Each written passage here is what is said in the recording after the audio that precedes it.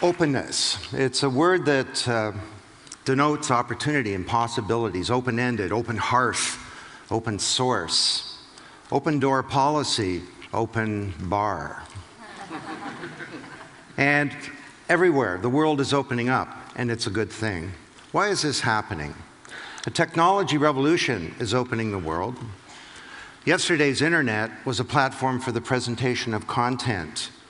The internet of today is a platform for computation. The internet is becoming a giant global computer, and every time you go on it, you upload a video, you do a Google search, you remix something, you're programming this big global computer that we all share. Humanity is building a machine, and this enables us to collaborate in new ways.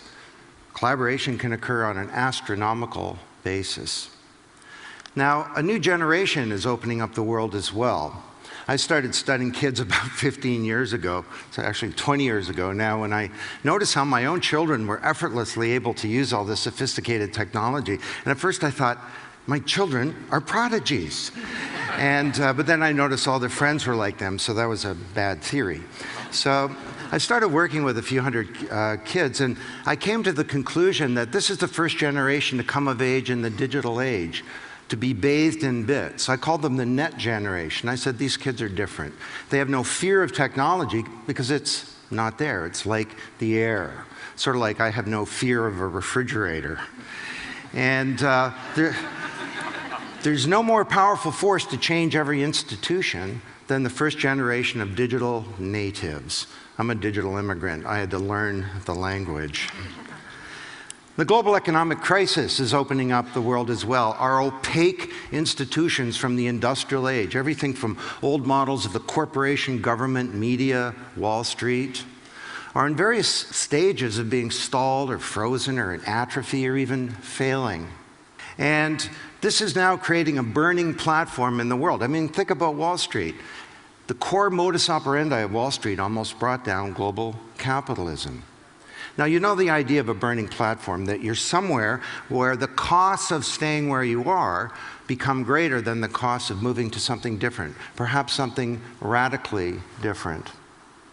And we need to change and open up all of our institutions. So this technology push, a demographic kick from a new generation, and a demand pull from a new economic and global environment is causing the world to open up. Now, I think, in fact, we're at a turning point in human history where we can finally now rebuild many of the institutions of the industrial age around a new set of principles. Now, what is openness? Well, as it turns out, openness has a number of different meanings. And for each, there's a corresponding principle for the transformation of civilization. The first is collaboration. Now, this is openness in the sense of the boundaries of organizations becoming more porous and fluid and open. The guy in the picture here, I'll tell you a story, his name is Rob McEwen. I'd like to say, I have this think tank, we scour the world for amazing case studies. The reason I know this story is because he's my neighbor. He actually moved across the street from us, and he held a cocktail party to meet the neighbors. And he says, you're Don Tapscott. I've read some of your books. I said, great, what do you do? And he says, well, I used to be a banker, and now I'm a gold miner.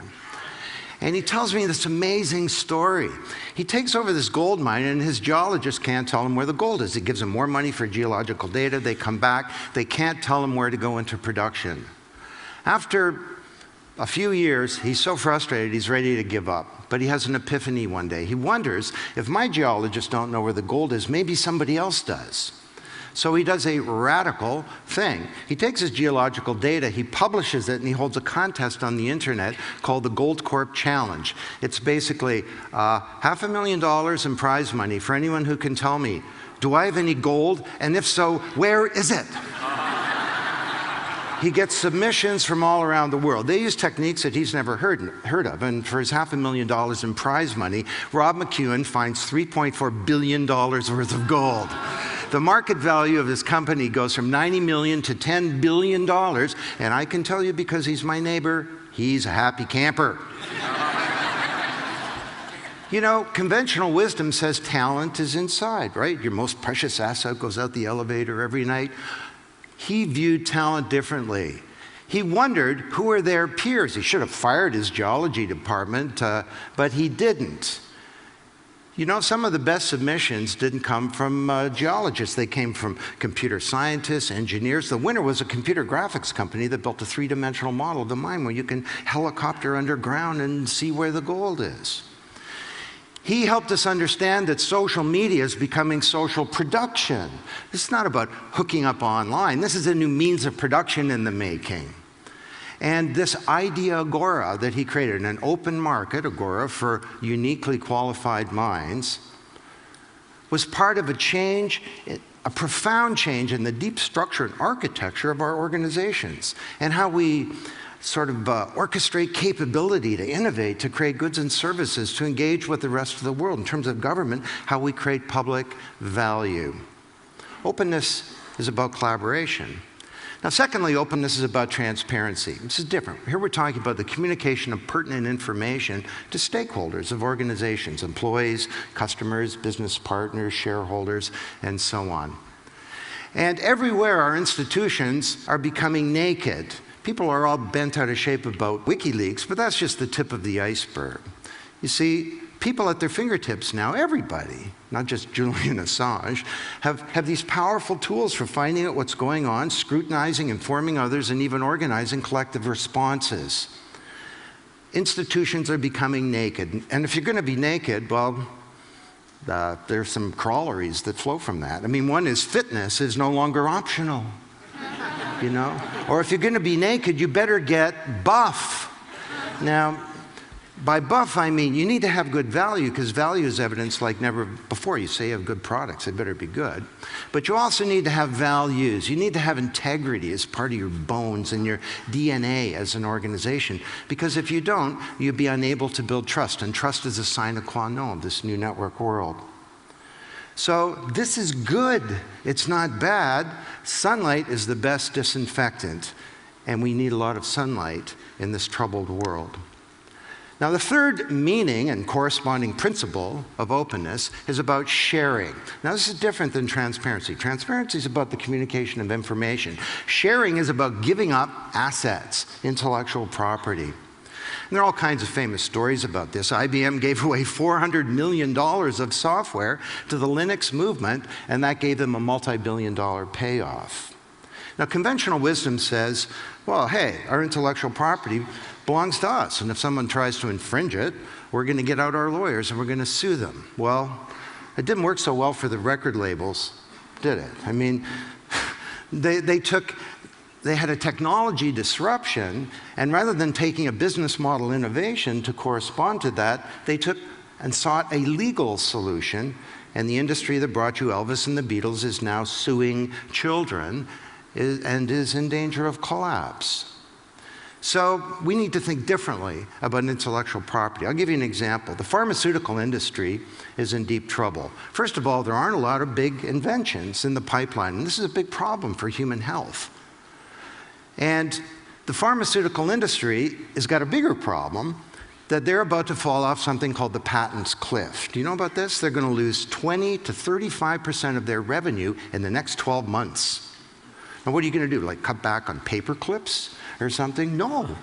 We need to reinvent the whole model of scientific research. The pharmaceutical industry needs to place assets in a commons. They need to start sharing pre-competitive research. They need to start sharing clinical trial data. And in doing so, create a rising tide that could lift all boats, not just for the industry, but for humanity.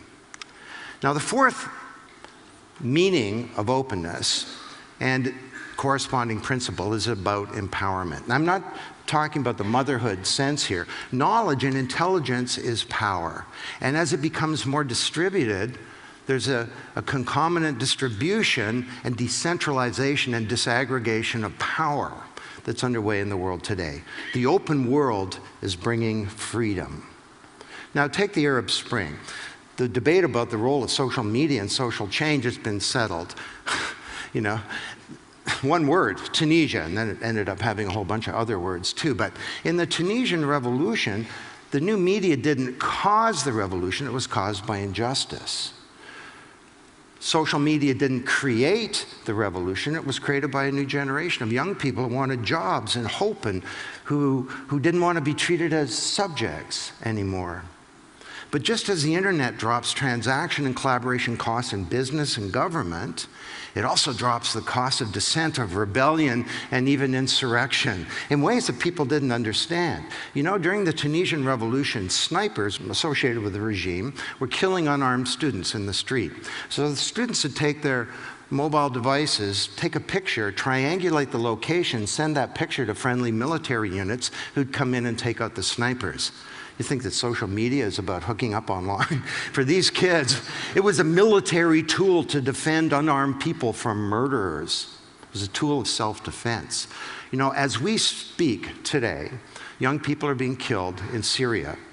And up until 3 months ago, if you were injured on the street, an ambulance would pick you up, take you to the hospital. You'd go in, say, with a broken leg, and you'd come out with a bullet in your head. So these 20-somethings created an alternative healthcare system where what they did is they used Twitter and basic publicly available tools that when someone's injured, a car would show up, it would pick them up, take them to a makeshift medical clinic where you get medical treatment as opposed to being executed. So this is a time of great change. Now, it's not without its problems. Up until 2 years ago, all revolutions in human history had a leadership. And when the old regime fell, the leadership and the organization would take power. Well, these wiki revolutions happen so fast, they create a vacuum, and politics abhors a vacuum, and unsavory forces can fill that. Typically the old regime or extremists or fundamentalist forces. You can see this playing out today in Egypt. But that doesn't matter because this is moving forward. The train has left the station. The cat is out of the bag. The horse is out of the bar. Help me out here, okay? The toothpaste is out of the tube. I mean, we're not putting this one back. The open world is bringing empowerment and freedom.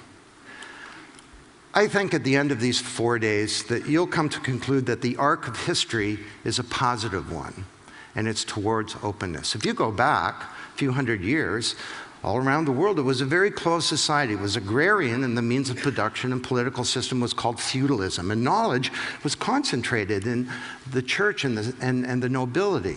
People didn't know about things. There was no concept of progress. You were born, you lived your life, and you died. But then Johannes Gutenberg came along with his great invention, and over time, the society opened up. People started to learn about things, and when they did, the institutions of feudal society appeared to be stalled or frozen or failing. It didn't make sense for the church to be responsible for medicine when people had knowledge. So we saw the Protestant Reformation. Martin Luther called the printing press God's highest act of grace. Creation of a corporation, science, the university, eventually the Industrial Revolution, and it was all good. But it came with a cost. And now, once again, the technology genie is out of the bottle, but this time it's different. The printing press gave us access to the written word. The internet enables each of us to be a producer. The printing press gave us access to recorded knowledge. The internet gives us access not just to information and knowledge, but to the intelligence contained in the cranium of other people on a global basis. To me, this is not an information age. It's an age of networked intelligence. It's an age of vast promise, an age of collaboration where the boundaries of our organizations are changing, of transparency where sunlight is disinfecting civilization, an age of sharing and understanding the new power of the commons, and it's an age of empowerment and of freedom. Now, what I'd like to do is, to close, to share with you some research that I've been doing. I'm trying to study all kinds of organizations to understand what the future might look like. But I've been studying nature recently. You know, bees come in swarms and fish come in schools.